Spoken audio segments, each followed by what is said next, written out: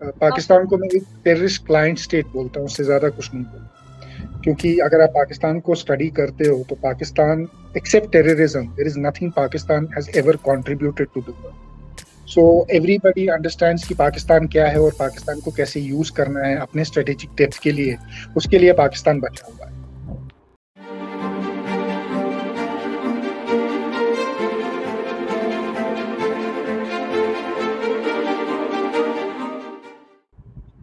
नमस्कार, आपका स्वागत है अ क्वेश्चनिंग माइंड चैनल पर। मैं हूं आपकी होस्ट सागर खा और आज मेरे साथ जुड़े हैं राजा मुनीब कश्मीर से। मुनीब जी, स्वागत है आपका। नमस्ते। नमस्ते, थैंक यू। मुनीब एक कॉलमिस्ट और काफ़ी एक बुलंद आवाज़ रहे हैं कश्मीर से, जो काफ़ी अलग राय हैं उनकी। उन्होंने बहुत ज़्यादा नार्को टेररिज्म और टेररिज्म रेडिकलाइजेशन पर रिसर्च किया है, उस पर लिखा है। बहुत नामी पब्लिकेशंस में, फर्स्ट पोस्ट, न्यूज़ 18, हर जगह उनके आर्टिकल्स छपे हैं। उन्होंने ब्लॉग किया है, वीडियोस भी, काफ़ी पॉडकास्ट पर भी आए हैं। बट मुनीब जी, आप जो कह रहे थे अभी, हमारी बात हो रही थी कि ऑन ग्राउंड रियलिटी जो बताई जाती है कश्मीर की, और जो असल की सच्चाई जो है, आप जो रोज जिए हैं, रोज देखे हैं, आपकी हजारों लोगों से जो बातें होती है, उसमें क्या फर्क लगता है आपको? जहाँ तक वर्चुअल वर्ल्ड की बात है, ट्विटर की, फेसबुक की, जब हम बात करते हैं सोशल मीडिया की, तो हम एक सेट नैरेटिव को पाते हैं। वी आर फोकस्ड ऑन एक ही नैरेटिव की तरफ, या टेररिज्म की तरफ करेंगे या सेपरेटिज्म की बात करेंगे, तो एक ही जो नैरेटिव है वो डोमिनेंट रहता है, या एक ही पे डिबेट जो है वो डोमिनेंट रहती है। पर जब आप ग्राउंड पर होते हैं तो नुआंसेस जो हैं वो डिफरेंट होते हैं, मल्टी डायमेंशनल होते हैं। टेररिज्म का भी इफेक्ट होता है, but at the same time local politics का भी इफेक्ट होता है, गवर्नेंस का भी इफेक्ट होता है, डे टू डे इश्यूज का भी इफेक्ट होता है। जो ये डे टू डे इश्यूज हैं, गवर्नेंस है, डेवलपमेंट है, या कोई भी चीज जुड़ी हुई जो सरकार से है या लोगों की लाइफ से है, चाहे बेरोजगारी है, चाहे demand for better roads, better infrastructure, जो पूरे कंट्री में जो चैलेंजेस हैं, वो कहीं पे हाईलाइट नहीं होता है। उसका हम कहीं पे जो है उसका हाईलाइट ज्यादा नहीं देखते हैं। हमारा जो फोकस है दैट इज मोस्टली ऑन जो टेररिज्म है कश्मीर में, उस पर फोकस्ड है। जो नेगेटिव न्यूज है जो कश्मीर में नेगेटिव हो रहा है, उस पर फोकस है। But hardly we find space about good things जो ग्राउंड पे भी हो रही होती हैं। तो इसलिए थोड़ा सा इनमें डिफरेंस होता है। So that is the difference between social media and real world. तो आप जो गुड थिंग्स कह रहे हैं उसके बारे में ज़रा बताइए, ताकि इस माध्यम से लोगों को, दर्शकों को पता चले कि वहाँ पे क्या, टूरिज्म के अलावा लोग, नॉर्मल लोगों की क्या ज़िंदगी बदली है, अगर बदली है तो, और उसमें क्या अच्छाई है। देखिए, 2019 के बाद अगर कश्मीर में हमने देखा एब्रोगेशन ऑफ आर्टिकल 370 के बाद की बात अगर हम बाद में बात करते हैं, तो काफी चेंजेस हैं ग्राउंड पे। एंड टूरिज्म हमने देखा रिवाइव होते हुए। इस बार अबाउट 3.8 लाख टूरिस्ट आए हैं फ्रॉम जनवरी टिल अभी तक, which is a huge number. But tourism को छोड़ के भी अगर हम, तो सबसे बड़ी अगर हम बात करते हैं कश्मीर में आज की डेट में, ये है कि यहाँ पर अकाउंटेबिलिटी का एक सिस्टम जो है वो बन रहा है। राइट, जो रैम्पेंट करप्शन थी उसमें हम कमी देख रहे हैं। जो अकाउंटेबिलिटी ऑफ ऑफिसर्स थी, जो कहीं पे डेवलपमेंट का काम नहीं होता था, सालों साल ट्रांसफार्मर नहीं लगते थे, रोड नहीं थी। आज की डेट में अगर आप देखेंगे कि हाईवे कनेक्शन जो है हमारा जम्मू और श्रीनगर का, इसको पहले ये कब सैंक्शन हुआ और कितनी जल्दी से इस पे काम हुआ, कितनी जल्दी ये कनेक्ट हुआ। 10 घंटे का सफर जो है 4.5-5 घंटे पर आ गया। तो उसका एक कॉमन लाइफ पे असर पड़ता है।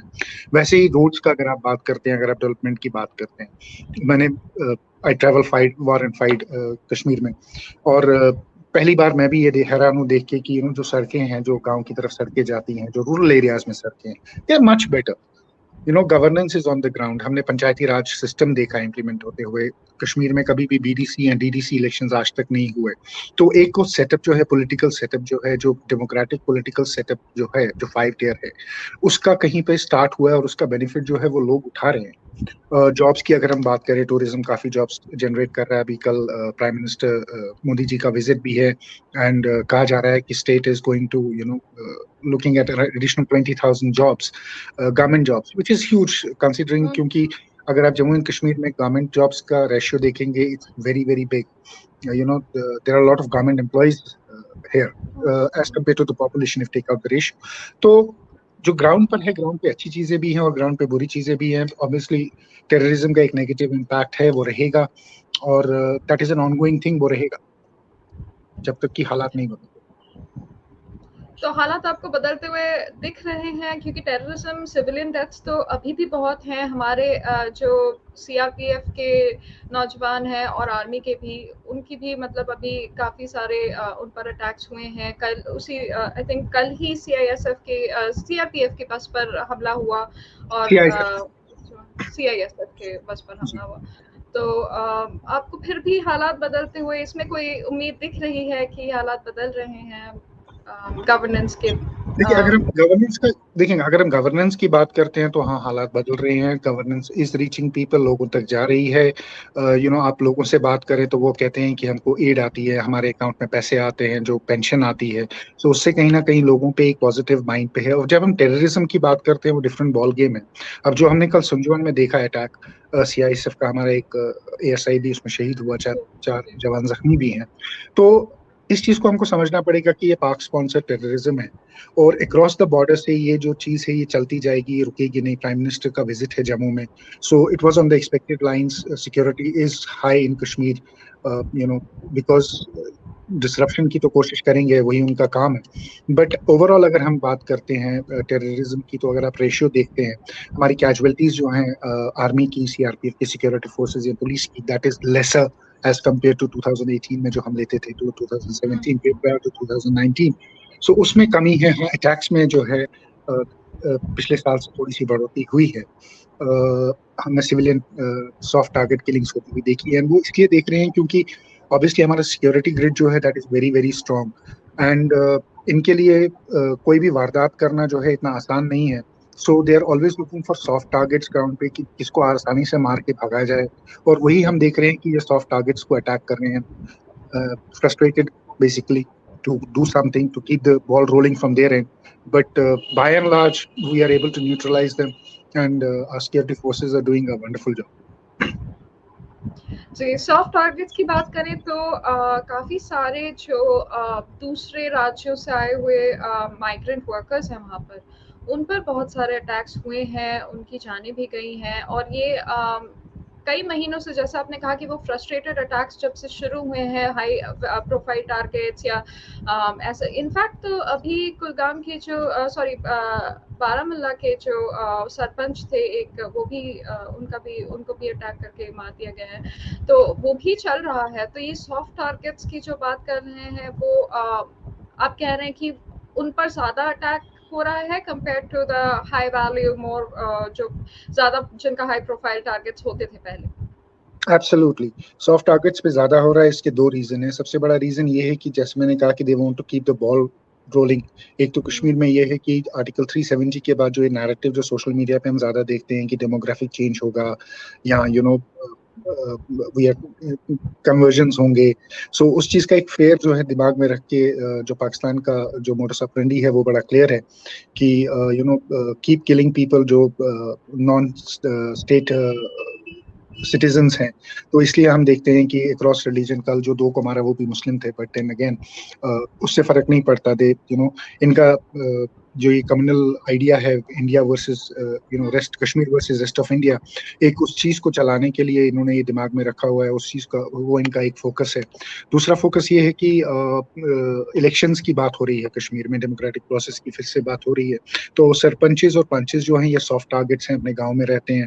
एक सरपंच के हाथ में तो ना आर्टिकल 370 वापस लाना है ना लेना है, उसके हाथ में सिर्फ एक गांव की डेवलपमेंट है। बट अनफॉर्चुनेटली सबसे पहले टारगेट्स वही बनते हैं क्योंकि फर्स्ट ईयर पे वही होते हैं, एंड हर एक को सिक्योरिटी देनी तो पॉसिबल नहीं है।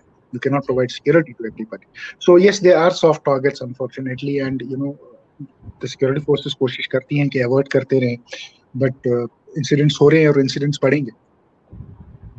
तो ये जो रेडिकलाइजेशन ड्रग्स का जो इसमें इफेक्ट है, रेडिकलाइजेशन का इफेक्ट है, जहाँ पे ये टेररिज्म की फंडिंग आती है, उस पे आपकी क्या राय है?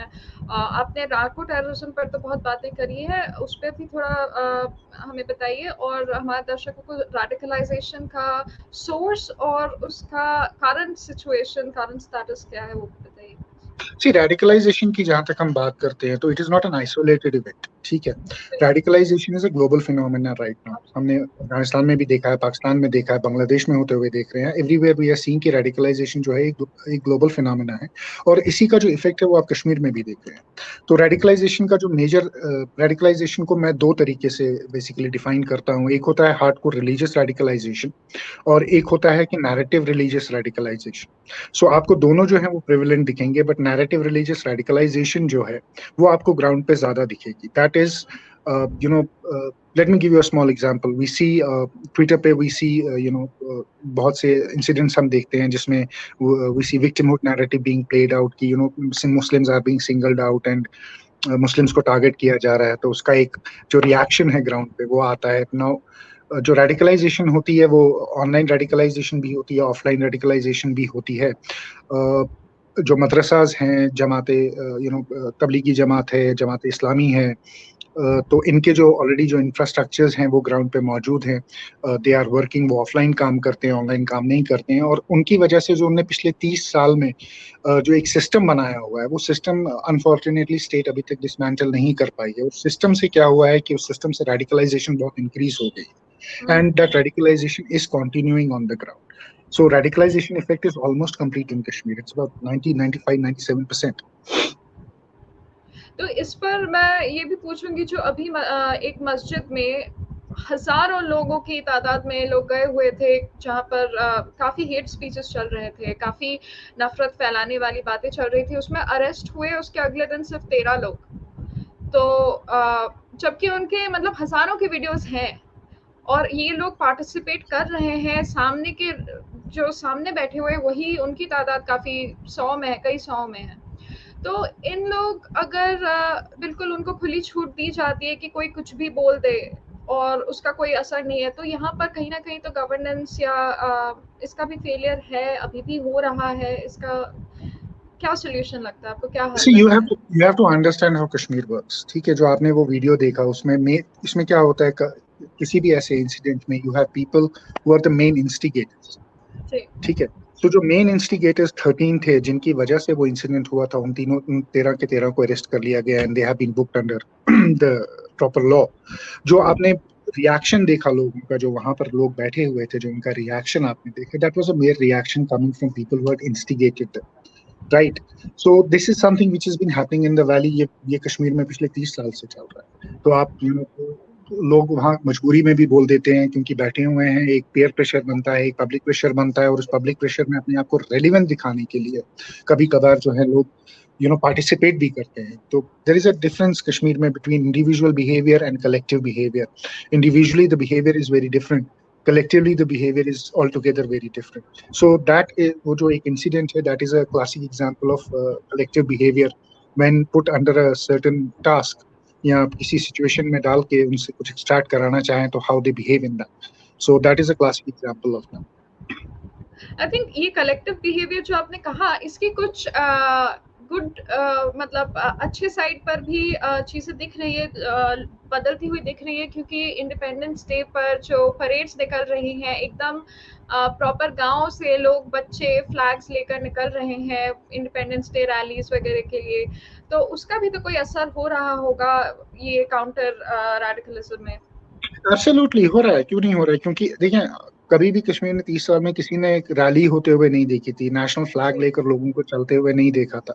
आज की डेट में जिसको हम साइलेंट मेजॉरिटी या माइनॉरिटी बोलते हैं, slowly they have started coming out. उनका बाहर निकलना शुरू हो गया है, वो फ्लैग लेकर चलते हैं, वो अपने आप को एक्सप्रेस करते हैं। सो एक वो जो माहौल है आर्टिकल 370 के एब्रोगेशन के बाद, कि जो पीपल हु कनेक्ट देमसेल्व्स, जो अपने आप को कनेक्ट करते हैं रेस्ट ऑफ द कंट्री के साथ, उनको आवाज मिल गई है, they found a voice, and वो जो वॉइस है वो अब हम ग्राउंड पे देखते हैं। तो उसका एक इफेक्ट डेफिनेटली ग्राउंड पे आता है, क्योंकि एक सिंगल स्टोरी से जब आप दोनों साइड की स्टोरी सुनते हैं तो इट मेक्स यू थिंक कि क्या हो रहा है। अनफॉर्चुनेटली आई रिटन दिस, मैंने एक आर्टिकल लिखा था, सिंगल स्टोरी सिंड्रोम इन कश्मीर। तो ये सिंगल स्टोरी सिंड्रोम जो है बहुत टाइम से चल रहा है, और अब इसका जो है ब्रेक होना शुरू हुआ है। सो इसका जो इफेक्ट है वो अगले 3-4 साल में we will see an effect on the ground, इसमें चेंज आएगा। मैंने वो आर्टिकल पढ़ा और वो सिंगल स्टोरी सिंड्रोम एक पिछले पॉडकास्ट एपिसोड पर भी मेंशन किया हुआ है मैंने अपने मतलब आई थिंक ये नैरेटिव बिल्डिंग के उसमें तो सबको दिख ही रहा है कि एक ही कहानी, एक ही नैरेटिव हावी पड़ता है बाकी सच्चाई पर। तो ये जो अनहर्ड मुस्लिम वॉइस है कश्मीर का, उसमें मतलब आप देखें तो ज़्यादातर लोग जो अफेक्ट भी हुए हैं वो मुसलमान रहे हैं, जिनका जो सिविलियन डेथ्स होते हैं वो भी मुस्लिम हैं।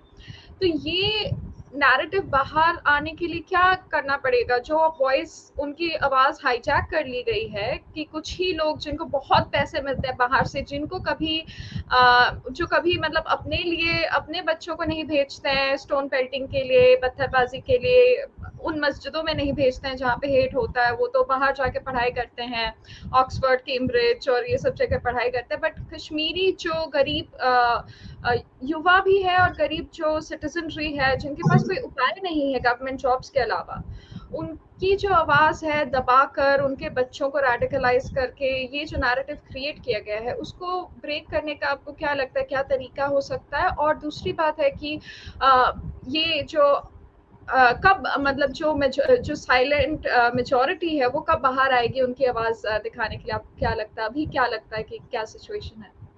जब हम बात करते हैं कि सिंगल स्टोरी सिंड्रोम या एक ही साइड के नैरेटिव के चलने का, तो उसका कहीं ना कहीं जो तोड़ है वो मिलना शुरू हुआ है, और उसके मैं आपको दो एग्जांपल देता हूँ। पहला वो बडगाम में एक इंसिडेंट हुआ था जहाँ एक एसपीओ को और उसके भाई को टेररिस्ट ने गोली मार के घर में मार दिया था।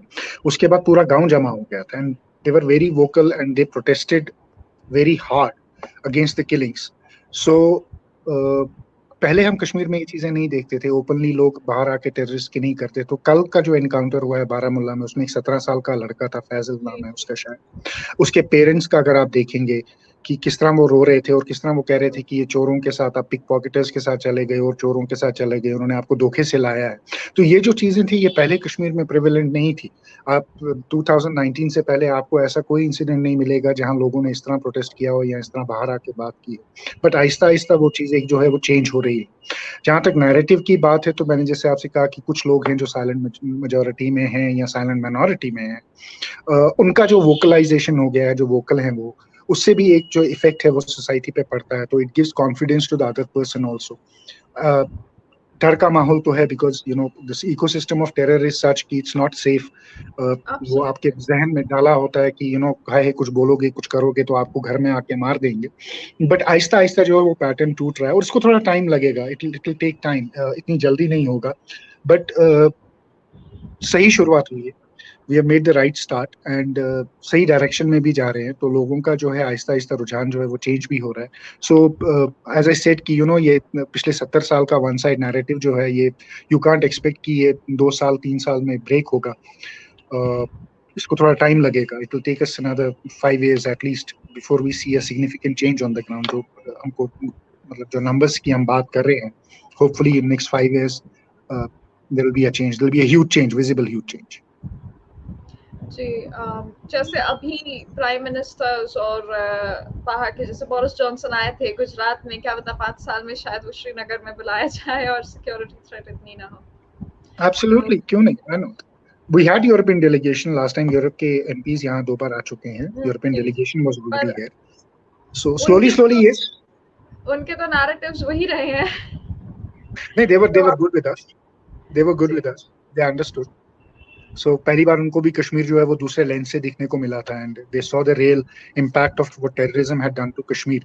और उनके जो अगर आप स्टेटमेंट भी देखेंगे, they were very pro pro state, and they were very anti terrorism, anti Pakistan.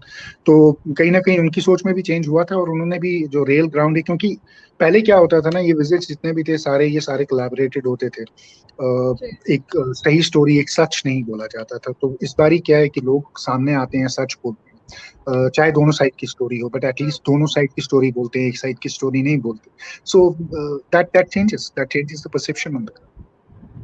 Ji, on ground reality देखना तो आई थिंक काफ़ी पावरफुल रहा है। जो फ्रेंच जर्नलिस्ट हैं फ्रांसवा गोथियर, वो भी उनकी विचार काफ़ी बदली थी, क्योंकि कश्मीर से ही बदली थी। वो जब आकर कई साल पहले, मतलब वो तो कई दशक पहले आकर देख कर गए हैं स्थिति और उसके बारे में रिपोर्टिंग करी थी, तो तभी से उनके विचार काफ़ी पलट गए थे कश्मीर पर। तो उम्मीद है कि बाकी जो डेलीगेशंस आए उनको भी यही सच्चाई दिखने को मिले और वो सिंपैथाइज कर पाए। तो आप जो टेररिज्म की बात है वो चलिए नैरेटिव बिल्डिंग से काफ़ी ज़्यादा उनको पुश मिला है, बट अभी थोड़ा पुश बैक भी हो रहा है क्योंकि काउंटर नैरेटिव चल रहा है। लोग बोल रहे हैं, आप जैसे काफ़ी बुलंद आवाज़ें हैं कश्मीर से। तो इसके अलावा जो एक्चुअल काफ़ी हानिकारक एक इशू है नार्को टेररिज्म का रहा है, और यही आप देख सकते हैं पंजाब में, हिमाचल में वो बढ़ रहा है, और ऑलरेडी पंजाब की स्थिति तो काफ़ी बिगड़ चुकी है ड्रग्स के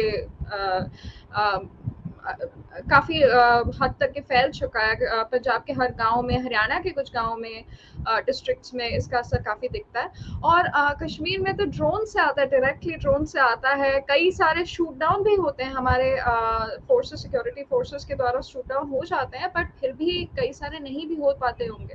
तो ये जो मॉडर्न तरीके हैं टेररिज्म के, इस पर आपने काफ़ी रिसर्च किया, तो आप क्या कहना चाहेंगे? जी, नार्को टेररिज्म की जहां तक बात है, पहले जो मेजर फंडिंग होती थी इनकी वो थ्रू हवाला होती थी।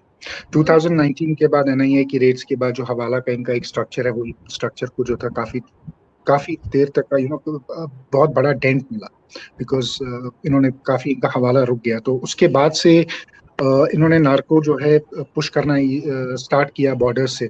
जम्मू कश्मीर से बहुत आता है। जब हम ड्रग एडिक्शन की बात करते हैं, हेरोइन एडिक्शन की बात करते हैं, पिछले 3 साल में there is an increase of 1500%, 1500% increase in drug addiction in Kashmir.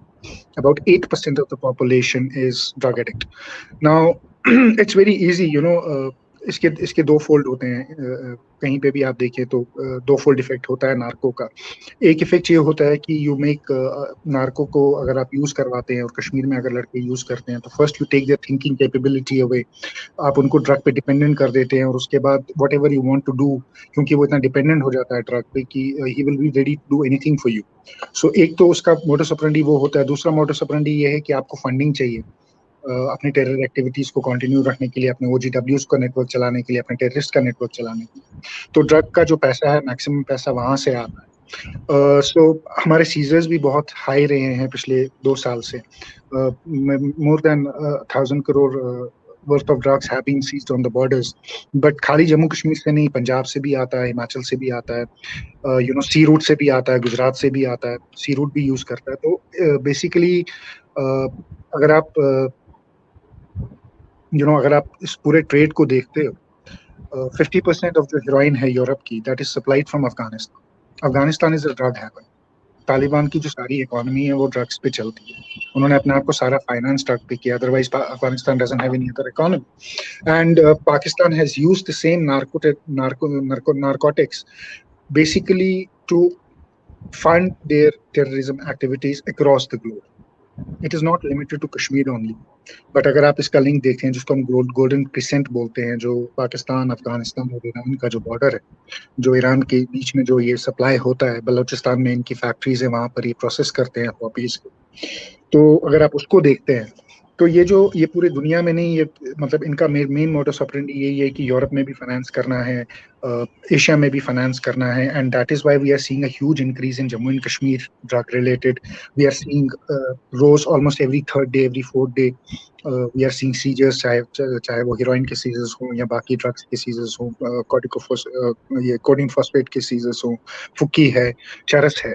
सो एक इंक्रीज है इनकी तरफ से। और इनका जो यही है कि यूथ को कहीं ना कहीं पे किसी न किसी तरीके से इस तरह डिपेंडेंट रखा जाए कि ताकि उनका माइंड वॉश करना, उनको टेररिज्म की तरफ लाना बहुत आसान हो जाता है, और फंडिंग भी इनके लिए बहुत आसान हो जाती है नार्को बेचने की, क्योंकि drug is a readymade market for the world.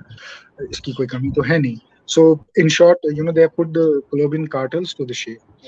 इतना बुरा हाल है इनका। 90% of the drug is supplied from Afghanistan, and Kashmir being their central target. Obviously Kashmir में हम इसका इफेक्ट देख रहे हैं, और बहुत गंदा इफेक्ट देख रहे हैं। मुनीब जी, ये थोड़ा कॉन्ट्रडिक्शन नहीं है कि वहाँ पर इतना रिलीजियस रेडिकलाइजेशन है और वहाँ पर जो शराब की दुकान है वो भी मना है, और ऐसी जगह में जहाँ ड्रग्स हराम है, वो तो अफगानिस्तान में भी है।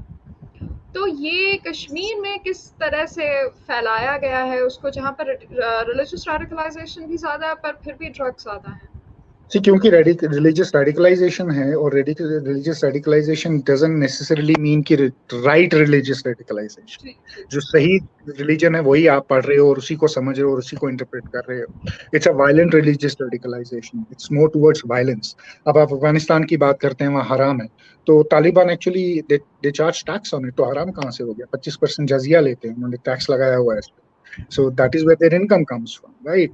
पाकिस्तान की बात करें तो पाकिस्तान में खुद ड्रग एडिक्शन का बहुत बुरा हाल है, इस्लामिक कंट्री है बट ड्रग एडिक्शन का बुरा हाल। सेम वे कश्मीर में भी है कि रेडिकलाइजेशन तो है ही, बट रेडिकलाइजेशन और ड्रग जो है, ये जो कॉकटेल है, जो अफगानिस्तान में इन्होंने एक्सपेरिमेंट किया था तालिबान के साथ, mixing religion with drugs, it has given them a very lethal cocktail, and this cocktail is being served to इनके rest of the places। उसी कॉकटेल को ये आगे बढ़ा रहे हैं।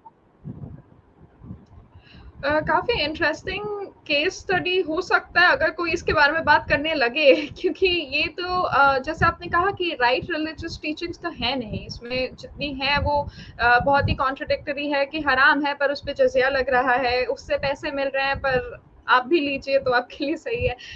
काफी कॉन्ट्रडिक्टरी बातें हैं, बट इसका जो मॉडर्न वॉरफेयर पर इम्पैक्ट है उसके लिए जो स्टेट कर रही है, इंडियन स्टेट क्या कर रही है और क्या कर सकती है? इंडियन स्टेट बहुत कुछ कर रही है। एक तो जहां तक एक्टिव सीजर्स की बात आती है, तो सबसे पहले तो ड्रग्स को सीज करते हैं, सीज पकड़ते हैं, इनके नेटवर्क्स जितने हैं उनको डिसमेंटल करने की कोशिश करते हैं, इनका जो फंडिंग राउट है उसको बंद करने की कोशिश करते हैं। स्टेट तो लॉफुली उतना ही कर सकती है, उससे ज्यादा तो कुछ कर नहीं सकती।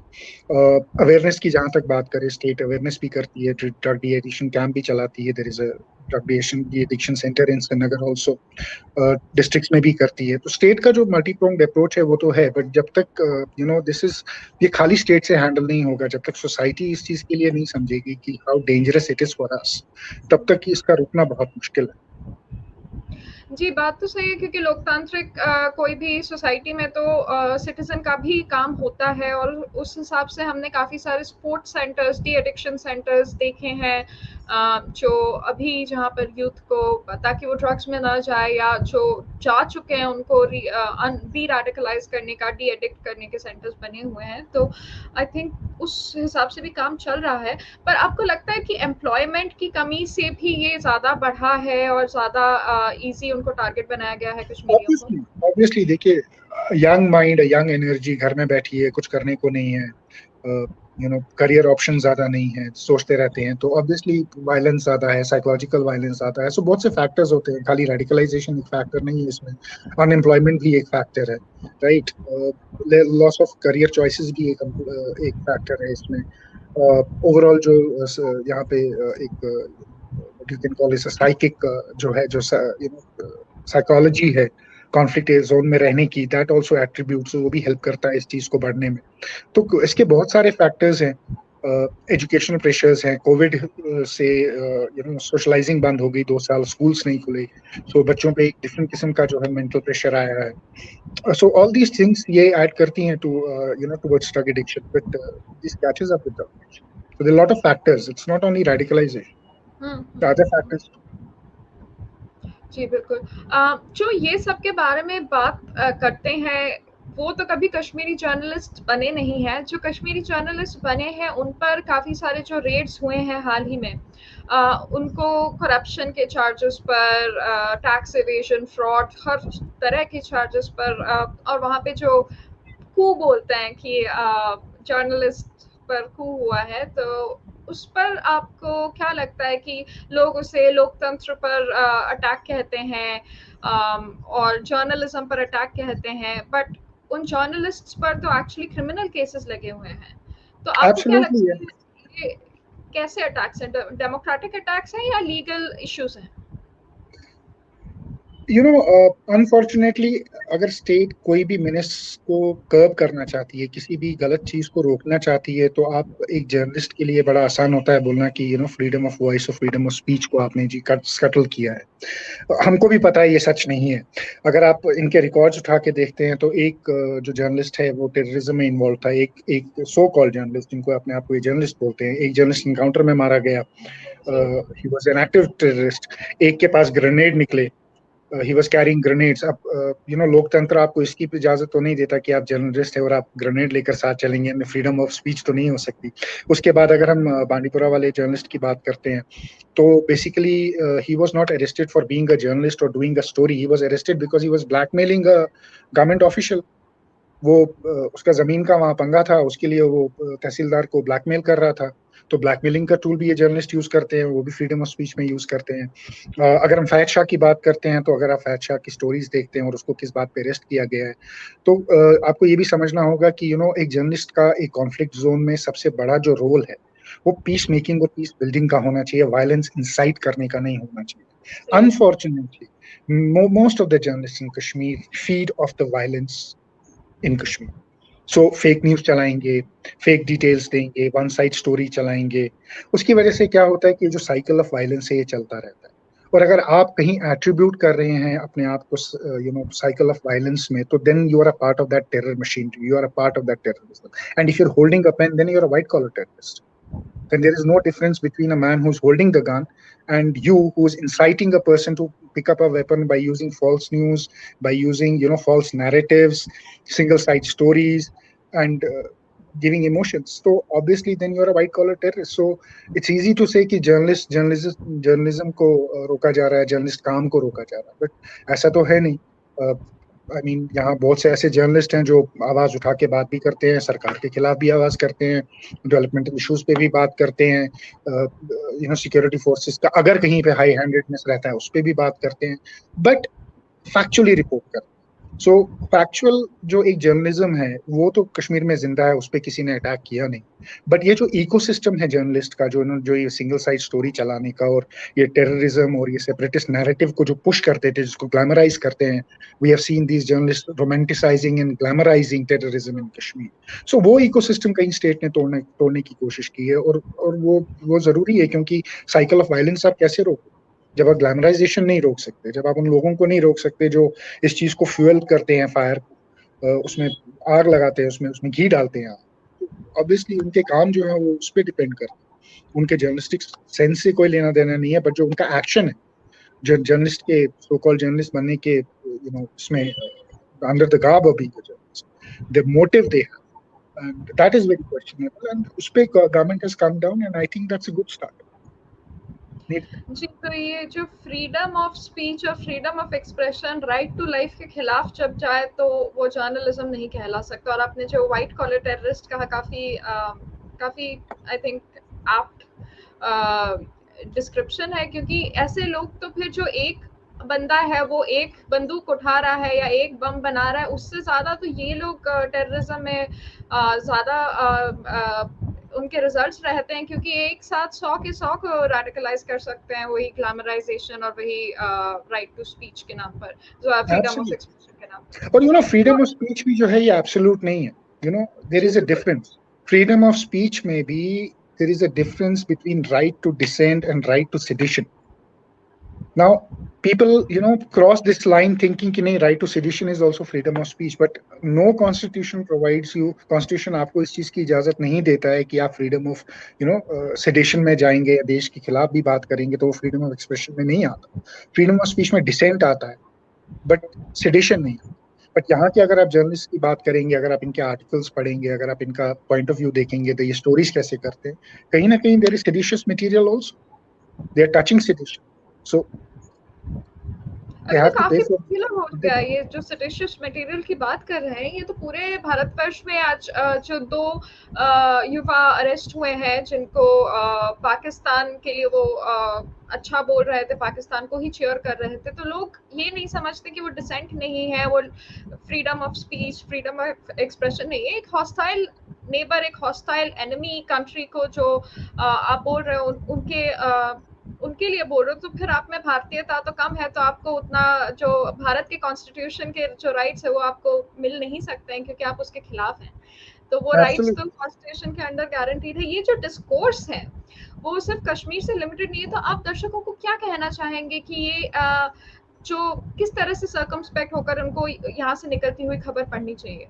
क्योंकि जो सबसे फॉलो जर्नलिस्ट होते हैं विदेश में भी बोलते हैं, वो तो बाहर के कॉलेजेस वगैरह में जाकर हसन मिनाज जैसे जो परफॉर्मर्स हैं वो अमेरिका में जाकर यहाँ की बुराइयां करते हैं और पाकिस्तान भाई भाई अमन की आशा काफी सारा चलते रहता है।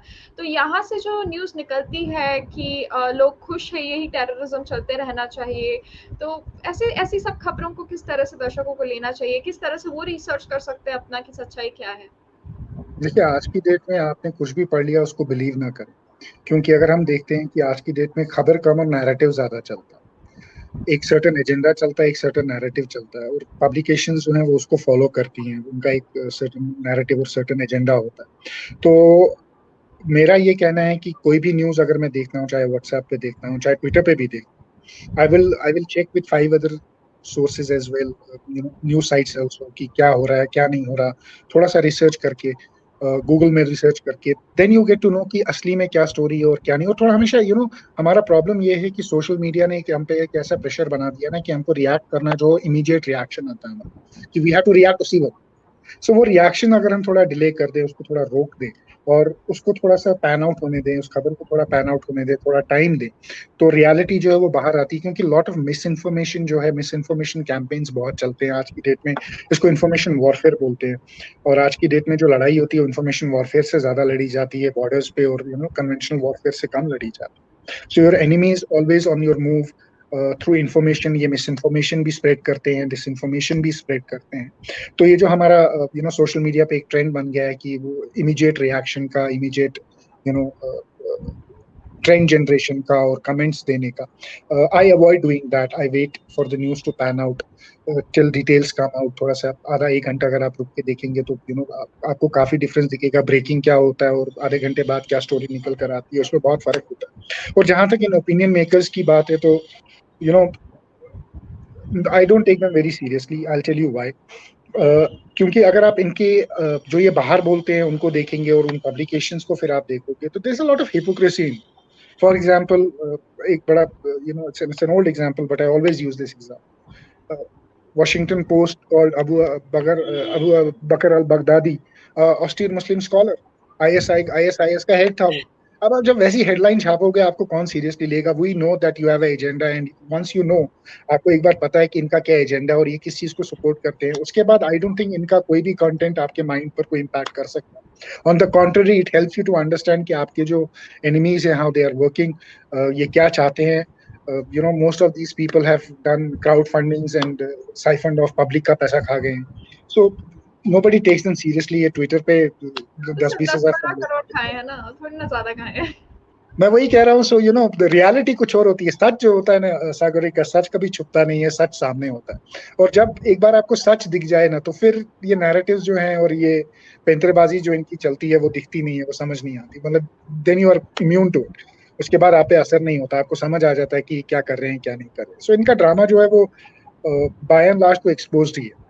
इनका एजेंडा भी एक्सपोज्ड है। सो इस एजेंडा से जब ये करते हैं, इसका कोई इफेक्ट नहीं होता, होना भी नहीं चाहिए। और एक नॉर्मल जो हमारे व्यूअर हैं, हमारे दर्शक हैं, उनको भी मैं ये कहना चाहता हूँ कि थोड़ा समझने का, थोड़ा डीप जाने के लिए बहुत जरूरी है।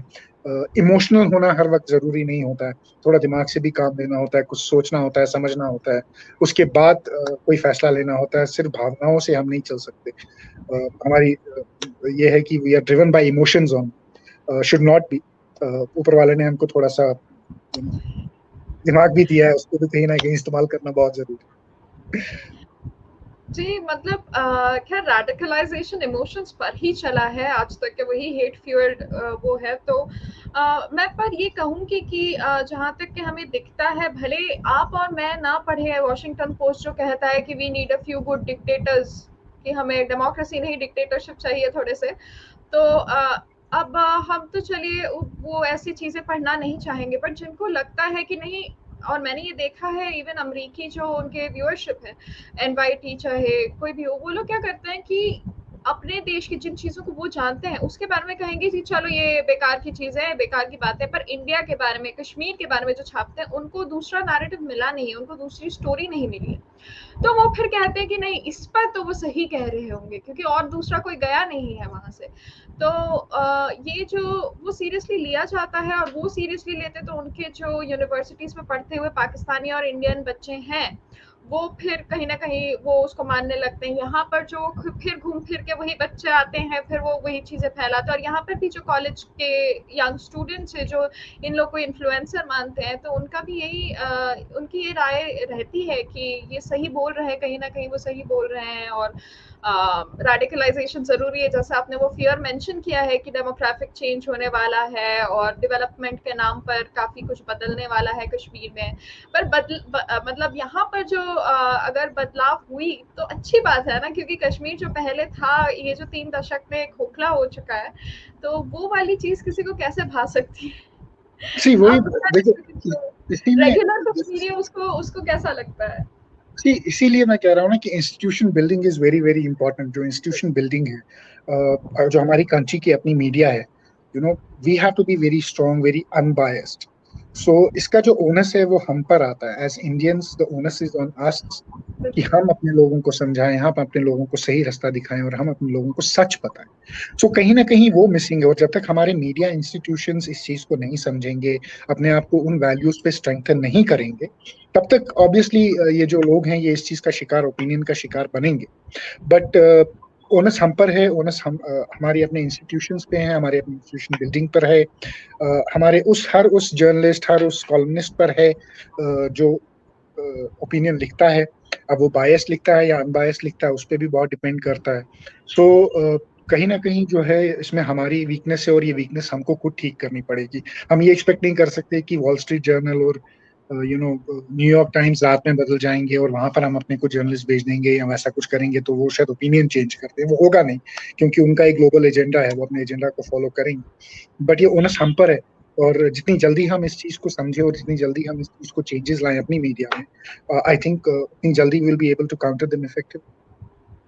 जी, आई थिंक अभी कश्मीर में कई सारे नए पब्लिकेशंस आए हैं, रियल कश्मीर न्यूज़ वगैरह। आप उसके बारे में कुछ बोल सकते हैं, दर्शकों को कौन सी न्यूज़ चैनल्स पे दूसरा ओपिनियन देखने को मिल सकता है? क्योंकि मैंने जहाँ तक देखा काफ़ी छोटे-छोटे उनके पब्लिकेशंस अभी उनको रीच मिली नहीं है, क्योंकि ऑब्वियसली वो थोड़ा डोमिनेटेड है दूसरे इकोसिस्टम से। ऑब्वियसली नए हैं, नए पब्लिकेशंस है, बट एक स्टार्टअप है and it's a good startup. Real Kashmir news अगर आप देखेंगे, एटलीस्ट लिखते सही हैं, ग्राउंड की रियलिटी लिखते हैं, टेररिज्म को डिनाउंस कर, जो वही मैं कह रहा हूँ कि ग्राउंड पे जो अभी तक आपने एक इकोसिस्टम मीडिया का देखा है उसको ब्रेक अब जो है उसमें हल्का हल्का क्रैक आना शुरू हुआ है। The other side of the voice is also coming out. Terrorism is called terrorism in quite बहुत छोटे छोटे पब्लिकेशंस है। राइजिंग कश्मीर जैसे ये अपना रियल कश्मीर एक पब्लिकेशन है, वैसे इनका ग्लोबल कश्मीर दूसरा पब्लिकेशन है। So that narrative is changing. Calling spade is very important, और वो शुरू हुआ है। ओपिनियंस आए हैं, ग्रेटर कश्मीर में कुछ ओपिनियन आए थे, राइजिंग कश्मीर में हमने ओपिनियंस देखे हैं, तो लोगों ने लिखना शुरू किया है कि people who have suffered from terrorism, from radicalisation, उसके इफेक्ट्स क्या हैं, उसकी सफरिंग क्या है। तो आहिस्ता आहिस्ता जो है वो बाहर निकल के आ रहा है। और more and more publications will start at least दूसरे साइड की आवाज रखना सामने शुरू करेंगे, ओपिनियंस बननी शुरू करेंगी। तो लोगों ने अपनी ओपिनियंस देनी तो शुरू की है, बिगिनिंग है, and it's a good beginning.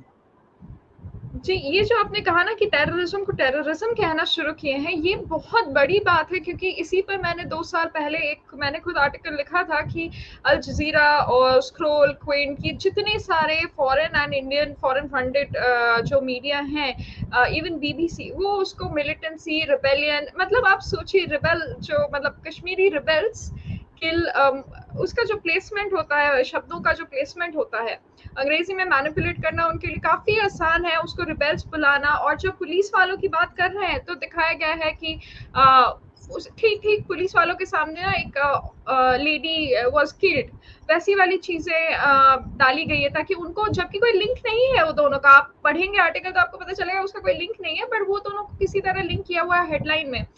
और फिर उनको टेररिज्म नहीं बुलाना, टेररिस्ट को मिलिटेंट्स या रिबेल्स करके थोड़ा सा कम करना, और साथ में आपके जो भी ऐसे मूवीज बनती है हैदर या ऐसी जितनी सारी मूवीज बनती हैं जहाँ पर राजी ग्लैमराइज करते हैं ऐसे मतलब एक रेडिकलाइज बिहेवियर को भी, खैर राजी में रेडिकलाइजेशन का था नहीं, बट काफी पलटी हुई कहानियां बताई जाती है, तो ये काफी रीइंफोर्स होते रहता है। तो आई थिंक इंस्टीट्यूशन बिल्डिंग में काम तो बहुत ज्यादा बाकी, आई थिंक अभी शुरुआत थोड़ी थोड़ी सी हुई है।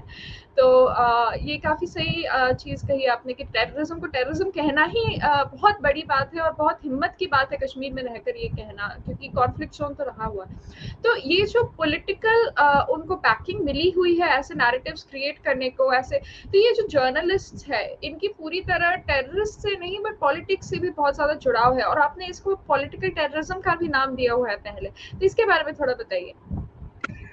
सी अगर आप ये इकोसिस्टम को स्टडी करोगे ना, जब आप देखते हो कि कश्मीर में कैसे डिसमेंटल हुआ, अगर आप हिस्ट्री में भी जाते हैं 79 के बाद जमात इस्लामी का क्या रोल रहा ग्राउंड पे, ये पॉलिटिक्स में कैसे आए, इन्होंने गवर्नमेंट में जॉब्स कैसे लिए, मीडिया को इन्होंने कैसे कंट्रोल किया, जो सेपरेटिस्ट ऑर्गेनाइजेशंस थी उन्होंने यहाँ पेपर्स खोले, पेपर्स को फंड किया, न्यूज़पेपर्स फंड हुए, एंड फॉर 20 years मुझे एक, अगर आप अपने दर्शकों को बताना चाहूँगा, आरती टिकू सिंह का एक ORF का यूट्यूब का वीडियो है।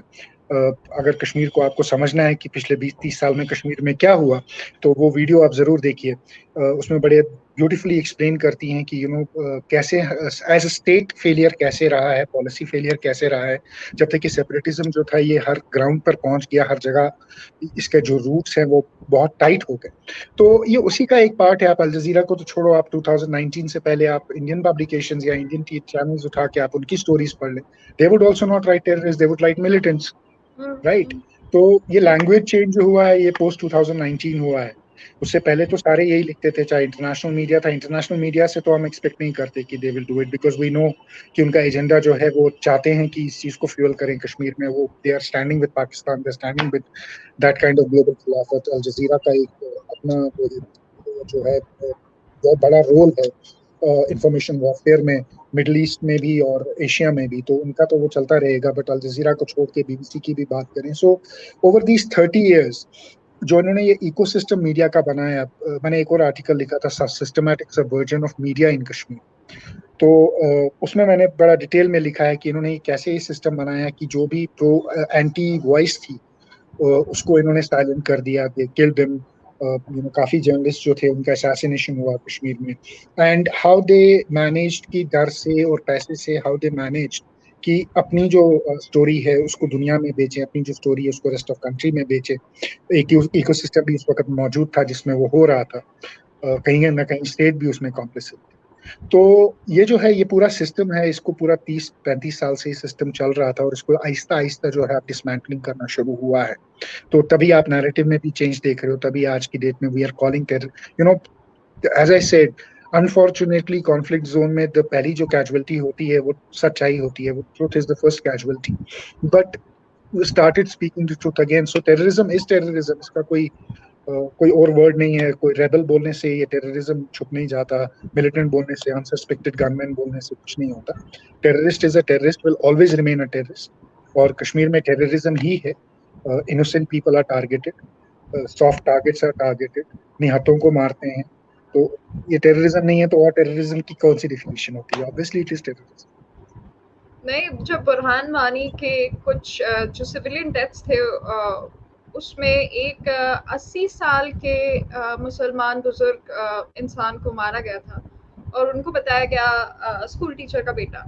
ये इंडियन मीडिया की बात है। तो ये ग्लोरिफिकेशन जो टेररिज्म का हुआ है वो तो है ही, और मैं बिल्कुल आपका भी जो आर्टिकल है मैंने सारे पढ़े हुए हैं, वो मैं लिंक कर दूंगी डिस्क्रिप्शन बॉक्स में दर्शकों के लिए, और जो आरती टिकू सिंह जी का ORF वीडियो है वो भी बिल्कुल मैं लिंक कर दूंगी। आप लोग अगर इस वीडियो में और बाकी आर्टिकल्स में मिल रहा है तो प्लीज़ इतना सा कर सकते हैं इकोसिस्टम बिल्डिंग के लिए, क्योंकि कश्मीर की आवाज़ सच में बहुत ही कम सुनी गई है, उसकी सच्ची आवाज़। तो आप प्लीज़ इस वीडियो को भी लाइक कीजिए कीजिए और शेयर कीजिए और जो आर्टिकल्स है उसको पढ़िए थोड़ा सा, क्योंकि ये आवाज़ें आपको शायद अभी थोड़ी बहुत देखने को सुनने को मिल रही हैं, पर बहुत ज़रूरी आवाज़ें हैं जो सच्चाई बताती है। तो आपसे ये निवेदन रहा कि आप लोग प्लीज़ इसको शेयर कीजिए और इसकी बातें करें। जो ये पॉलिटिकल लेवरेज की बात है, पॉलिटिकल बैकिंग की बात है, ये सिर्फ सबवर्सिव जर्नलिज्म के लिए नहीं, teaching jobs, government jobs, development jobs, land acquisition जो हमें रोशनी स्कैम से बाकी देश को पता चले, बट ये सारी बातें, ये जो कहानियां हैं, ये ज़्यादा देर चलती नहीं। न्यूज़ साइकिल हर 2 घंटे में पलटती है आजकल और लोगों के पास फिर कुछ और आ जाता है। तो इन सभी चीज़ों के बारे में आप थोड़ी सी इन पर थोड़ा लाइट डालिए तो दर्शकों के लिए, और थोड़े मेमोरी रिफ्रेश करते हैं उनकी। अगर आप देखते हैं जो एजुकेशन की हम बात करते हैं, सबवर्जन की बात करते हैं, तो हाईली इन्फ्लुएंस है जमात इस्लामी से। और उसके पीछे रीजन ये है कि जब 1990 में यहाँ टेररिज्म स्टार्ट हुआ, इंसर्जेंसी स्टार्ट हुई थी, till till now, till 2001, about 800 schools, 700 schools were burned down। जो सरकारी स्कूल थे जहाँ बच्चे जाते थे, तो वो जला दिए गए, वो टेररिस्ट ने जला दिए कश्मीर। और उसका जो आंसर था वो ये था कि जो स्कूल जल जाते थे, तो जमात इस्लामी के जो है ये अपने मदरसे और अपने स्कूल्स जो है खोलना शुरू कर देते थे, राइट। तो वहां पर इन्होंने रेडिकलाइजेशन शुरू की। उसके बाद जब इनको बैन किया गया 2009 में, जब उमर अब्दुल्ला की सरकार आई, फर्स्ट ऑर्डर जो उमर अब्दुल्ला ने निकाला वो ये था कि जो भी जमात इस्लामी के जो टीचर हैं उनको हम गवर्नमेंट में जॉब दे रहे हैं, क्योंकि उनका ये सेंस था कि शायद इनको जॉब दे के, इनको खरीद कर जो है इनसे हम इनकी लॉयल्टी भी खरीद सकते हैं। But unfortunately that was not the case. एक तो वो सरकार में भी आ गए और फिर उन्होंने सबवर्जन भी किया, और अपना स्कूल्स में जो वो पढ़ाते थे वो हम सब जानते हैं वो क्या पढ़ाते थे। तो यहाँ पे एजुकेशन सिस्टम का जो रोल रहा है रेडिकलाइजेशन में, वो बहुत बड़ा रहा है। जमात इस्लामी का अगर आप अभी भी देखेंगे, and this is a disappointment कि हम जमात इस्लामी की जहाँ तक बात करते हैं, एंड अभी तक वो ऑर्गेनाइजेशन बैंड है, बट अभी भी जो उनके मदरसे और स्कूल्स जो हैं उनकी फंड प्रॉपर हो रही है, और they are outside the preview of the ban. उनके मदरसे और स्कूल बैन नहीं किए गए हैं, ऑर्गेनाइजेशन बैन कर दी गई, बट स्कूल्स को परमिशन अभी भी चलने में, मदरसों को परमिशन है अभी भी चलने में। उसी तरह अगर हम हुर्रियत की बात करते हैं, तो सारे हुर्रियत लीडर जो हैं वो जेल में हैं, बट हुर्रियत को ऑफिशियली अभी तक बैन नहीं किया गया। हुर्रियत एन ऑर्गेनाइजेशन अभी तक बैन नहीं हुई। सो कहीं ना कहीं जो है वो हमारी सरकार में भी कहीं क्लैरिटी कहूंगा मैं, कि क्लैरिटी नहीं है कि इस चीज को हमको डील कैसे करना है, कि do we have to go very hard, या हमने थोड़ा सा सॉफ्ट लेकर we need to change the mechanism. कहीं उसमें भी थोड़ी सी कहीं प्रॉब्लम है, और आई थिंक आने वाले टाइम में वो भी सॉर्ट आउट होगा। तो ये दैट इज जो हाउ आप वी डू इट। ये जो बैनिंग की बात करें, तो ये आई थिंक इंडिया भर में हमने देखा हुआ है कि सिमी जब बंद किया गया, बैन किया गया, तो फिर पीएफआई बन गया। तो जो ये ऑर्गेनाइजेशनल बैन्स हैं, जब तक कि उनके लीडर्स को कोई लीगल और मॉनेटरी कॉन्सिक्वेंसेस नहीं होते, अगर फंडिंग पर रोक नहीं है, तो ये बैन करके तो कोई फायदा नहीं है। तो अगर मदरसे चल रहे हैं तो ऑर्गेनाइजेशन, पेरेंट ऑर्गेनाइजेशन को बैन करके स्टेट को फायदा हुआ क्या है? वही, that is what I am saying, कि आपने ऑर्गेनाइजेशन को बैन कर दिया, बट आपने स्टेट को बैन किया, उसके एजुकेशन का जो उसका पार्ट है, जो उनका ट्रस्ट का जो पार्ट है, उसको आपने बैन से बाहर रखा है। तो आपने को एक हाफ सॉर्ट जैसा बैन लगाया। आज की डेट में अगर हम जमात इस्लामी को तो आप छोड़ दो, अगर हम तबलीगी जमात की बात करते हैं, सऊदी अरेबिया ने तबलीगी जमात को कम्प्लीटली बैन किया हुआ है सऊदी में आने से। I don't know what stops us from banning Tablighi Jamaat in India, but वही है कि हमारा जो हमारा जो डेमोक्रेटिक स्ट्रक्चर है, और हमारा जो अभी भी वो एक सॉफ्ट पावर का जो तरीका है ऑपरेट करने का, उसके अंदर हम करते हैं। और ऐसा नहीं है कि जमात इस्लामी, ये तबलीगी जमात को इसलिए बैन किया गया है कि वो रेडिकलाइजेशन करते हैं। Tablighi Jamaat is a front organisation of al Qaeda. More than enough proof we have in Africa. Africa में अगर आप देखते हैं बोको हराम को, अगर आप देखते हैं, जो उनका फ्रंट फेस है वो तबलीगी जमात है। So there is more than enough link from different agencies of the world की कैसे तबलीगी जमात ने अलकायदा को असिस्ट किया है in places like Africa and other parts of the world as. जी, सऊदी ने तो स्ट्रेट अवे कहा है कि वो गेटवे टू टेरर है, तो वो क्या एब्सोल्युटली। करते हैं। तो साउदीज हैव वोकन अप। उन्हीं का बनाया हुआ मॉन्स्टर है, अब खुद ही है उसको कट कर। आई थिंक वो कहीं ना कहीं उनके स्ट्रेटेजिक पार्टनरशिप्स की वजह से उन्होंने किया भी हुआ है और अभी बदल रहा है, बट उन्हीं के जो नेटवर्क्स है अभी कतार और टर्की, बाकी पाकिस्तान तो है ही, वो जो एक्सेस है अभी वही नेटवर्क्स और वही तरीके यूज किए जा रहे हैं। सी तो पाकिस्तान इज अ रोग state. Basically Pakistan is nothing but a client. Pakistan को मैं एक टेररिस्ट क्लाइंट स्टेट बोलता हूँ, उससे ज्यादा कुछ नहीं बोलता, क्योंकि अगर आप पाकिस्तान को स्टडी करते हो तो Pakistan except terrorism there is nothing Pakistan has ever contributed to the world. So everybody understands कि पाकिस्तान क्या है और पाकिस्तान को कैसे यूज करना है अपने स्ट्रेटेजिक डेप्थ के लिए, उसके लिए पाकिस्तान बचा हुआ है। तो पाकिस्तान उससे ज्यादा कुछ है नहीं और उससे ज्यादा कभी कुछ हो भी नहीं सकता। आपने ये कहा है, पर अभी एक बुक किसी ने डाला था, मैंने ये इंटरनेट पर ही देखा कि 5000 years of Pakistan। That's a joke. A country which was born 74 years ago can never be a 5,000 year Pakistan. अब It's a 5,000 year Hindustan, but ठीक है, उनका एक अटेम्प्ट है अपनी हिस्ट्री को रीराइट करने का, एक फॉल्स नैरेटिव बनाने का। They are experts in creating false narratives. तो एक और इफेक्ट है, कोई बात नहीं, बट ज्योग्राफिकली चेंज तो होगा नहीं, ऐसा तो कुछ हो जो नहीं सकता। उनकी स्कूल्स हैं, टेक्स्ट बुक्स हैं, सारी कहानियां जो हैं, वो तो उनको इंडोक्ट्रिनेशन काफी बचपन से मिली हुई, तो उनके लिए बदलना भी काफी मुश्किल बात है। बट कश्मीरियों के लिए, आम कश्मीरियों के लिए जो बदलाव आ सकती है, वो किस तरह से आ सकती है और कितना जल्दी हम देखने की उम्मीद कर सकते हैं? जो 5 साल का डेडलाइन है, चलिए मतलब चाहे वो थोड़ा ऑप्टिमिस्टिक है, बट इसमें प्राइवेट एंटरप्राइज, इसमें एजुकेशनल ओवरहॉल, जो ड्रग पर सीजर्स चल रहे हैं, उसके अलावा और आपको क्या उपाय दिख रहे हैं? सी जहाँ तक जॉब क्रिएशन नंबर 1 है, प्राइवेट इन्वेस्टमेंट्स जो हैं आगे आप देखेंगे अबाउट 25,000 करोड़ की अभी साइन हुई है इस साल। सो प्राइवेट इन्वेस्टमेंट्स का एक बहुत बड़ा रोल रहेगा, प्राइवेटाइजेशन का एक बहुत बड़ा रोल रहेगा, और जितना प्राइवेटाइजेशन होगा, जितना इन्वेस्टमेंट्स आएंगी, जितना बिजनेस के जो वेंचर्स हैं, बिजनेस का जो डायमेंशंस हैं वो खुलेंगे, उतना जो है कश्मीर में आप ये रेडिकलाइजेशन का इफेक्ट कम देखोगे। आप कश्मीर को टुवर्ड्स डेवलपमेंट, टुवर्ड्स पीस जाते हुए देखोगे, क्योंकि यूथ इज इंपॉर्टेंट, और जब यूथ एक स्टेक होल्डर होता है अर्निंग में और स्टेबिलिटी में, तो then other factors go down. तो आई थिंक 5 साल तो मैं बहुत ऑप्टिमिस्टिकली बोल रहा हूँ, बट अगर इसको देखा जाए तो कम से कम एक 1 decade, it will take us a decade to undo what has been done in last 30 years, but we are on the right track। जैसे कि मैंने आपको कहा कि जो हमारा अप्रोच है वो सही है।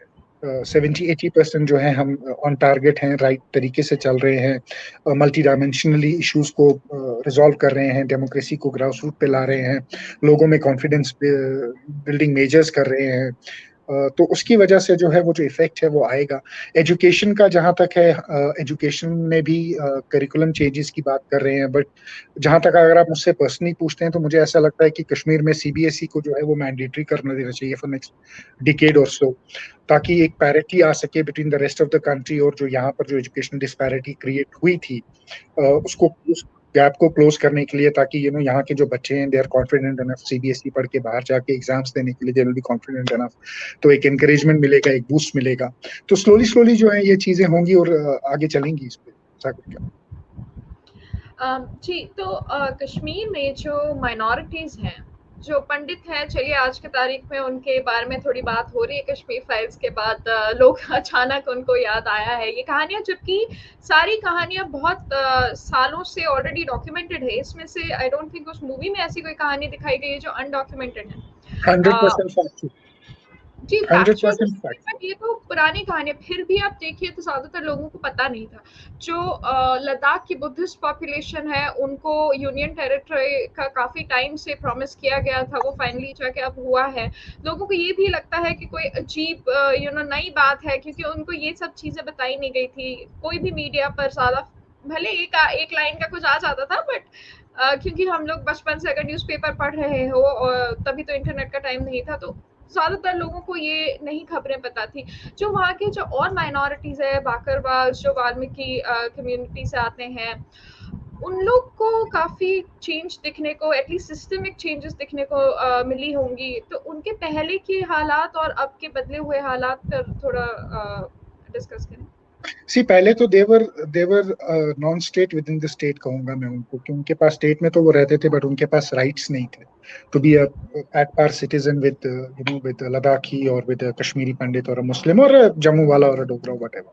बट आज की डेट में they have equal rights, and when I talk about equal rights, they have a chance of having jobs, settling properly, having land, इतने साल से यहाँ रह रहे हैं, मतलब उनकी फ्यूचर की अनसर्टेनिटी थी। आज की डेट में they can have their own house, they can have their own land, job ले सकते हैं गवर्नमेंट में। तो कहीं ना कहीं जो उनकी जनरेशन है एक सेटलमेंट की तरफ आ रही है, एक परमानेंट सेटलमेंट की तरफ आ रही है। और इतने सालों से वो जो थे एम्बिग्विटी में रह रहे थे, तो वो एम्बिग्विटी उनके लिए हट गई है। और that is a big achievement इस सरकार की। हमने कश्मीरी पंडित्स की बात करते हैं सफरिंग की, कश्मीरी मुस्लिम्स की बात करते हैं सफरिंग्स की, but there is a huge population जो पीर पंजाल के उस साइड पे रहती है, रजौरी में, पुंछ में, डोडा में, किश्तवाड़ में। हिंदू भी हैं और मुसलमान भी हैं, और उन्होंने बहुत सफरिंग देखी है 30 साल में। They have suffered a lot because of terrorism. बहुत से मैसेकेयर्स हुए हैं, डोडा में हुए हैं, किश्तवाड़ में हुए हैं, रजौरी में हमने देखे, उधमपुर में हमने देखे। तो ये आवाजें भी कभी बाहर आई नहीं है, ये वॉइसेस भी कभी बाहर आई नहीं, बट स्लोली स्लोली अब क्या होगा कि स्लोली स्लोली जो है ये चीजें बाहर आनी शुरू होंगी। तो जो इम्पैक्ट रहा है पाकिस्तानी टेररिज्म का, आहिस्ता आहिस्ता जो है दुनिया को पता चलेगा कि यहाँ पर क्या हुआ है, और कैसे जो इम्पैक्ट है उसने किस तरह यहाँ पे डेवस्टेट किया है माइनॉरिटीज को भी और मेजॉरिटीज को भी। पीर पंजाल में कैसे डेवस्टेट किया है फैमिलीज को, क्योंकि जो टेररिज्म से इफेक्टेड फैमिलीज हैं उनकी तो कोई स्टोरी बोलता नहीं। मैंने कहा ना कि glamorisation of terrorism is huge, but glamorisation of victimisation of terrorism is not there. जो विक्टिम्स हैं उन बेचारों की स्टोरीज कभी बाहर आई नहीं है। तो ये अब क्या है कि अब आहिस्ता आहिस्ता जो है उनकी आवाज बाहर आनी शुरू हो गई है। सो होपफुली कि आहिस्ता आहिस्ता जाकर more and more people will come out, they will speak, and it's happening. Kashmir files is a beginning. ये काफी लोगों को हिम्मत देगा कि अपनी स्टोरी बाहर लाने के लिए जरूरी नहीं है कि वो यूट्यूब पर आकर करें, बट एक इंडिविजुअल लेवल पर भी जब इंसान बाहर आकर बात करता है तो उसका एक इम्पैक्ट होता है। सो वो इम्पैक्ट जो है वो इम्पोर्टेंट होगा। जी, मेरे ख्याल में जो नॉर्मल कश्मीरी मुस्लिम का जो सफरिंग रहा है वो भी दिखनी चाहिए, क्योंकि आपने जैसे कहा कि परपेट्रेटर्स की ग्लैमराइजेशन बहुत ज़्यादा है, बट ह्यूमनाइजेशन ऑफ विक्टिम्स तो होती नहीं है। जो ह्यूमन राइट्स कहते हैं अपने आप को, वो परपेट्रेटर्स के राइट्स की बात करते हैं, बट विक्टिम्स को एकदम भुला देते हैं। तो वो बात तो है। अभी जो स्टेट ने ये लैंड लॉज में चेंज वो लेकर आए हैं, उस वजह से एक अलग प्रॉब्लम लोग साइट करते हैं कि डेवलपमेंट का जो मॉडल है, एक eco sensitive biodiversity rich area Kashmir जैसे एरिया में, उसका काफ़ी हानिकारक इम्पैक्ट हो सकता है अगर सेम मॉडल फॉलो करे। वही कांच और स्टील के बिल्डिंग आ जाए जो कि बिल्कुल सूटेड नहीं है, शायद वहाँ पे ज़्यादा सूटेड है as compare to the rest of the tropical nation, but वो जो डेवलपमेंट का मॉडल है, एक तरह का haphazard urban development, unplanned development, land grab और मतलब कॉर्पोरेट लैंड ग्रैब, एसईसी बनाना, ये सब का क्या असर हो सकता है? See, these are all narratives. I'll tell you something. अगर आप पिछले 30 साल में कश्मीर को देखते हो, जितना अनप्लान्ड अर्बन एक्सपेंशन कश्मीर का हुआ है, जो आप सीमेंट की बात करते हो और बिल्डिंग्स की बात करते हो, look at the infrastructure Kashmir में। अगर आप कश्मीर की आर्किटेक्चर को देखोगे 90 से पहले, it was very different, but आज की डेट में आपको सिर्फ ब्रिक एंड सीमेंट के स्ट्रक्चर्स बड़े बड़े दिखेंगे। Land grabbing, maximum state land has been grabbed by land mafia in Kashmir. Land mafia जो है वो पॉलिटिशियंस भी चलाते थे, सब चलाते थे। तो ऑलरेडी जो हमने बर्बादी देखी है, wetlands have been changed into colonies. यहाँ पर कॉलोनीज एस्टैब्लिश हो गई, लोगों ने लैंड ग्रैब किया है। इकोसिस्टम, अगर हम इकोलॉजी की बात करते हैं, तो एडवर्स इफेक्ट तो आया है, क्योंकि आपकी इतनी रैम्पेंट अनप्लान्ड कंस्ट्रक्शंस हैं, not only in Srinagar but new tourist destinations as well. Pahalgam में अगर आप स्ट्रक्चर्स देखोगे, सीमेंट से भरे हुए स्ट्रक्चर्स हैं, तो कहीं ना कहीं उसका इफेक्ट तो ऑलरेडी आया हुआ है ground. But corporate, I don't understand what corporate land grab means, because corporates will only come to Kashmir if there is security in Kashmir. If you have peace in Kashmir. कोई भी बंदा किसी भी ऐसी जगह पर अपना पैसा नहीं फंसाता जहां पर उसको रिटर्न ऑफ इन्वेस्टमेंट जो है वो प्रॉपर ना हो, जहां उसका बिजनेस जो है वो प्रॉपरली ना चल रहा हो। बट अगर आप कश्मीर को देखते हो तो यहाँ पर आए दिन कहीं इनकाउंटर होता है, टेररिज्म का अलग थ्रेट है, इंटरनेट के अलग इश्यूज हैं। तो ऐसे इंफ्रास्ट्रक्चर में मुझे नहीं लगता कि कोई भी कॉर्पोरेट आके यहाँ लैंड ग्रैब करने आ रहा है। सो ये नैरेटिव है जो पाकिस्तान ने चलाया है, जो सेपरेटिज्म नैरेटिव है कि नहीं जी, और यही जो है वो फ्यूल करता है कि रेडिकलाइजेशन को ग्राउंड पे फ्यूल करता है। So it's a narrative, it's a trap basically. But अगर आप you have Taj operating here, you have lemon tree operating here, you have Lalit operating here, you have everybody operating here। आज से नहीं कर रहे हैं, पिछले 10 साल से कर। राइट। वहां पे कभी लैंड ग्रैब नहीं हुआ, वहां पर कभी कोई प्रॉब्लम नहीं हुआ। एम्प्लॉयमेंट जो है वो तो लोकल है, कश्मीरी लड़के हैं जिनको एम्प्लॉयमेंट देते हैं। एयरटेल है, रिलायंस है, जियो है, एवरीबॉडी। सो कॉर्पोरेट लैंड ग्रैब का जहां तक इशू है, मुझे नहीं लगता कि that is more fair mongering. वो सिर्फ एक डर और एक माहौल बनाने के लिए है कि वो एक साइकोलॉजिकल बैरियर क्रिएट करने के लिए। बट ओवरऑल अगर हम डेवलपमेंट की बात करते हैं तो मैंने यही कहा कि पिछले 30 साल में there was absolutely no accountability in Kashmir. जिसका जो मन करता था किसी भी गांव में कुछ भी कर लेते थे। तो अकाउंटेबिलिटी कहीं ना कहीं आनी शुरू हुई है। और डेवलपमेंट भी जो है, अर्बन डेवलपमेंट भी जो है, वी आर होपिंग कि अब जो आगे जो डेवलपमेंट होगी, जो एक्सपेंशन ऑफ सिटीज होगी, जो हाईवेज होगी, it will be in a planned way, not in unplanned way. क्योंकि अभी तक हमने बहुत unplanned kind of expansion Srinagar city का देखा है। So I hope that changes will come in time. जी, तो ये भी नैरेटिव का हिस्सा है कि जो भी अच्छा करने जाए उसमें आप पहले कमियां ढूंढते हैं। एक एक मैं सेंसिटिव टॉपिक पर डिस्कस करना चाहूंगी। जब मैं खुद कश्मीर गई थी, आई थिंक काफी साल हो गए, कई साल हो गए हैं, शायद 8-10 साल पहले गई थी। तो तब जो विमेन्स अटायर था कॉलेज में या कुछ, तब हिजाब इतना कॉमन नहीं था और बुरखा तो बिल्कुल अनकॉमन था। मतलब मैंने तो शायद किसी को बुरखे में देखा नहीं था वहां पर। आज के तारीख में एक हमने हाल ही में देखा जहाँ पे पीएफआई का रैलीज और पथराव वगैरह चल रहे थे कर्नाटका में। वहां पर एक कश्मीरी बच्ची पर काफी अटैक्स और ट्रोलिंग हुआ क्योंकि उसने एक बहुत ही यंग इवेंट पर, यूथ इवेंट पर उसने हिजाब नहीं पहन किया था। तो इस पर नॉर्मल कश्मीरी का क्या क्या राय है? क्योंकि ये हमने चेंज काफी ज्यादा देखा है जहाँ पर रेडिकलाइजेशन एकदम अचानक से उन पर इम्पोज किया गया, जैसे ईरान। वहां पर भी ऐसा ही हुआ है कि अचानक से this was one of the symbols जो विमेन को, विमेन्स ऑपरेशन का सिंबल बन गया था कि अचानक से सबको पहनना पड़ा। ओवरनाइट चेंज था ऑलमोस्ट। तो सेम चीज कश्मीर में थोड़ा बहुत दिख रहा है कि जो कि ये मुस्लिम मेजोरिटी जगह है, राज्य है, पर वहां पर हिजाब था नहीं कुछ साल पहले, पर अभी वो मैंडेटेड ऑलमोस्ट है।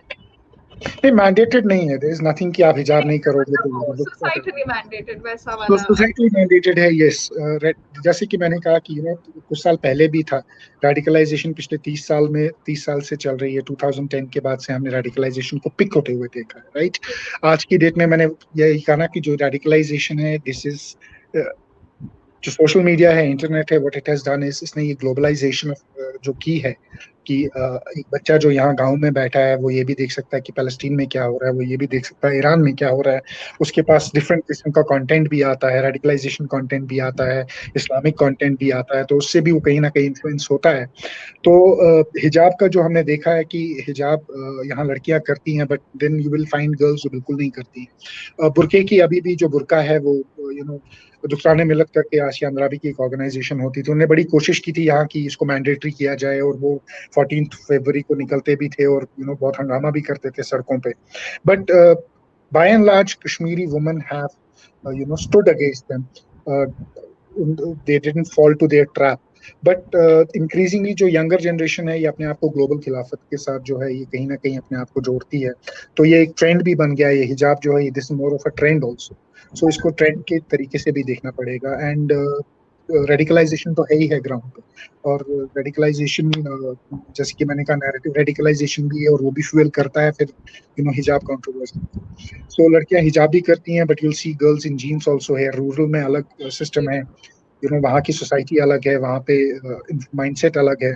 तो वहाँ का जो उठना बैठना है वो अलग है, सिटी का जो है वो थोड़ा अलग है। तो लड़कियां हिजाब करती भी हैं और नहीं भी करती हैं।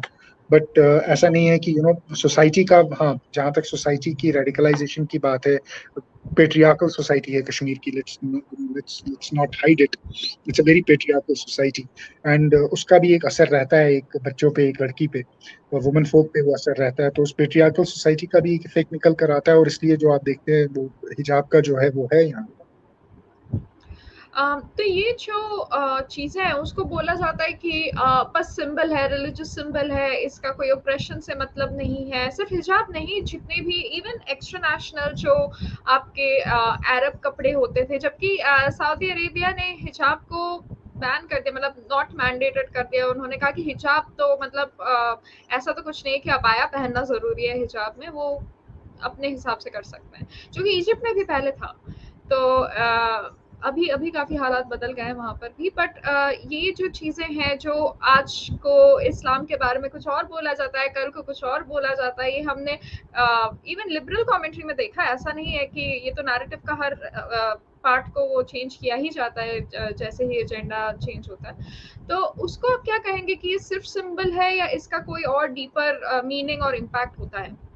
See, as an individual, अगर आप मुझे पूछते हो, keeping religion out of it, it's a matter of choice. If you want to do it, it's good. If you don't want to do it, it's good, right? अगर आप इसका religious connotation देखते हो, तो उसमें भी एक basic है कि आपको इतना cover करना है, right? But अगर आप नहीं भी कर रहे हो, तो it's mandatory on the man also कि you can't look at that woman. आपको अपनी आंखें नीचे करनी है. But ये बात कोई नहीं कहता कि आदमी को कि नहीं भाई साहब आप अपनी आंखें नीचे करके चलो. But औरत को हर एक इंसान कहता है कि आपने सर पे दुपट्टा क्यों नहीं रखा हुआ?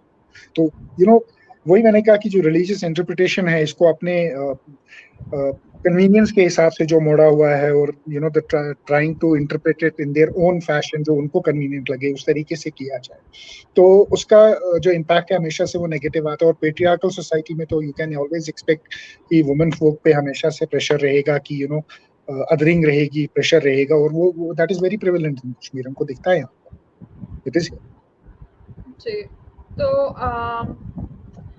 जो और चेंजेस हैं आर्टिकल 370 के बाद, एक थोड़ा सा नेशनलिस्ट फर्वर थोड़ा दिखता है, बट ये यूथ में दिखता है या जो वहाँ पर ऑलरेडी इम्पैक्टेड लोग हैं उन पे दिखता है? इसको जो मतलब ये जो सबसे चेंज ब्रिंगर्स है, ये कौन से डेमोग्राफिक में बिलोंग करते हैं आपको लगता है? दोनों में है, यूथ में ज्यादा है, क्योंकि यूथ तंग भी आया हुआ है, और यूथ ने there is a lot of educated youth, समझता भी है, ओपन माइंडेड भी है, तो उनको समझ भी आता है, यूथ में भी है। और जो इफेक्टेड फैमिलीज हैं, जो अभी तक चुप करके बैठे थे, ना इस साइड बोलते थे ना उस साइड बोलते थे, उनका तो ऑलरेडी वो थे, but they would never be vocal about it, कभी इस बारे में बात नहीं करते थे, तो उनका एक इम्पैक्ट है कि वो बोलते हैं। और यूथ में भी है, there is a lot of youth, जो अभी हमारा जो नया लॉट आ रहा है, यंग मैन, बच्चों का आ रहा है, तो उनमें भी ये चीज है, नेशनलिज्म का है, they recognise themselves with the country, उनको समझ आता है कि पाकिस्तान ने यहाँ कितनी बर्बादी की है, टेररिज्म ने कितना यहाँ इम्पैक्ट किया है, तो उसका भी एक इफेक्ट है, यूथ पे भी है और इफेक्टेड फैमिलीज पे भी, दोनों में। It's a 60-40 ratio basically, 60% youth होगा तो 40% फ्रॉम द अदर पार्ट। तो वो तो काफ़ी मतलब होपफुल सिचुएशन है, क्योंकि आफ्टर ऑल यूथ ही देश का फ्यूचर बन सकती हैं, और वो अगर अच्छे से इंटीग्रेट हो रही है तो बहुत ही खुशी की बात है। मुनीब जी, अब मैं आपको जाने दूंगी, पर आपको जाने से पहले एक मैसेज दर्शकों के लिए कि अगर वो कश्मीर के बारे में जानना चाहे, कश्मीर की सच्चाइयाँ, वो आपको उनके लिए क्या मैसेज है कि कश्मीर की सच क्या है, और वो क्या उम्मीद कर सकते हैं आगे कश्मीर के न्यूज़ में, कश्मीर से? कश्मीर का एक सच नहीं है, जो आप ऑनलाइन देखते हो, जो मैक्सिमम कंटेंट आप देखते हो, जो आप अखबारों में पढ़ते हो, जो ग्लैमराइजेशन आप देखते हो, सिर्फ वही एक सच नहीं है। कश्मीर के there are layers of truth in Kashmir, जैसे एक प्याज को हम जब छीलते हैं ना, लेयर आफ्टर लेयर उतरती है, तो कश्मीर में काफी सच्चाइयां हैं, और उन सच्चाइयों को अगर आपने समझना है तो आपको कश्मीर को थोड़ा डीपली पढ़ना होगा, थोड़ा अपनी हिस्ट्री को डीपली पढ़ना होगा। मौका मिले तो कश्मीर आइए, मिलिए, लोगों से मिलिए, फौजियों से भी मिलिए, पुलिस वालों से मिलिए, सबसे मिलिए, टूरिज्म घूमिए भी, मगर लोगों के साथ बातचीत कीजिए, तो आपको समझ आएगा कि कश्मीर क्या है और कश्मीर में क्या हुआ है। उसके अलावा जब आप कश्मीर के बारे में पढ़ते हैं तो अच्छे से पढ़िए, थोड़ा रिसर्च करके पढ़िए, और एक नैरेटिव का जो है शिकार मत बनिए, नैरेटिव गेम में मत फंसिए, थोड़ा सा जो है उससे बाहर समझने की कोशिश कीजिए, और ये भी समझिए कि पिछले 30 साल में Kashmiri, irrespective of his religion or his caste, has suffered. So by and large Kashmir की पॉपुलेशन ने बहुत सफर किया है, पीटीएसडी यहाँ बहुत हाई है लोगों में, तो थोड़ा एम्पैथेटिक होना भी कश्मीर के लोगों के लिए बहुत जरूरी है।